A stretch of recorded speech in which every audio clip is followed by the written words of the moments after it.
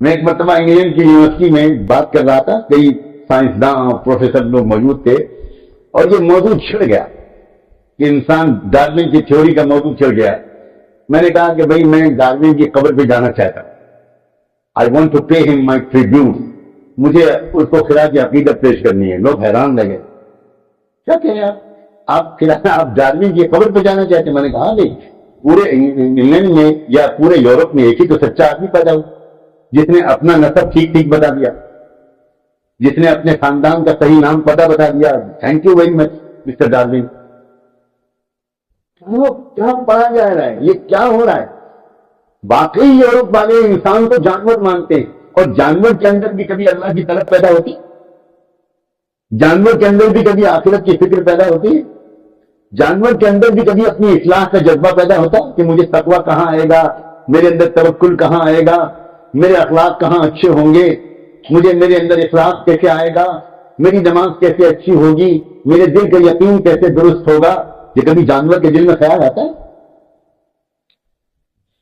تو چونکہ شاید واقعی وہ کچھ نہ کچھ جانور کی اولاد ہیں، کچھ فارمولا مکس ہے، 70-30 60-40 ہو سکتا ہے.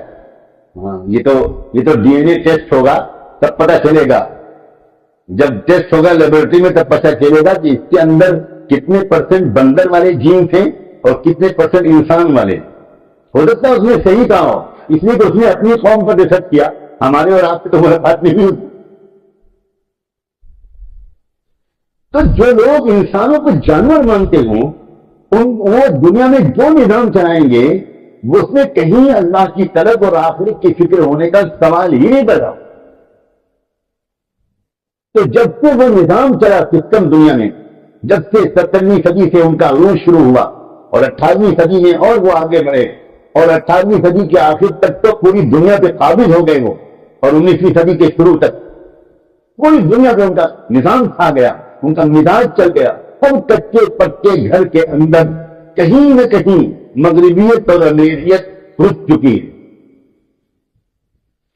یہ تو صرف کسی حد تک مسجد اور مدرسے کے لوگ کسی طرح محفوظ ہیں، ورنہ اس فتنہ دجال سے شاید ہی کوئی بچا ہوا.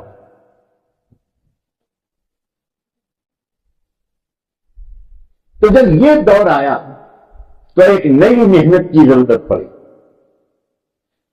اب تک اس محنت کی ضرورت نہیں تھی، اب پڑ گئی.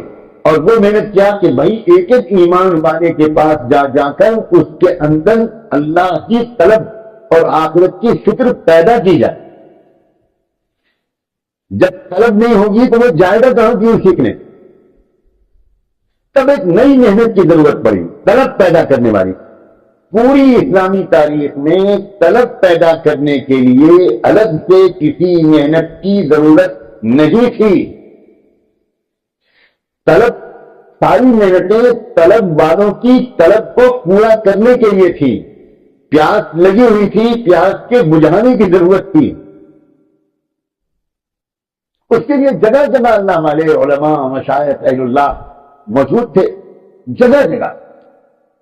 اور لوگ ان سے جا کر دین سیکھتے تھے، اپنی اصلاح کراتے تھے. جب یہ ضرورت پڑی تو واقعی ایک نئی محنت کی ضرورت. اور وہ محنت کیا تھی؟ اب سمجھ میں آئی بات کہ بے طلب لوگوں میں جا کر ان میں طلب پیدا کی جائے.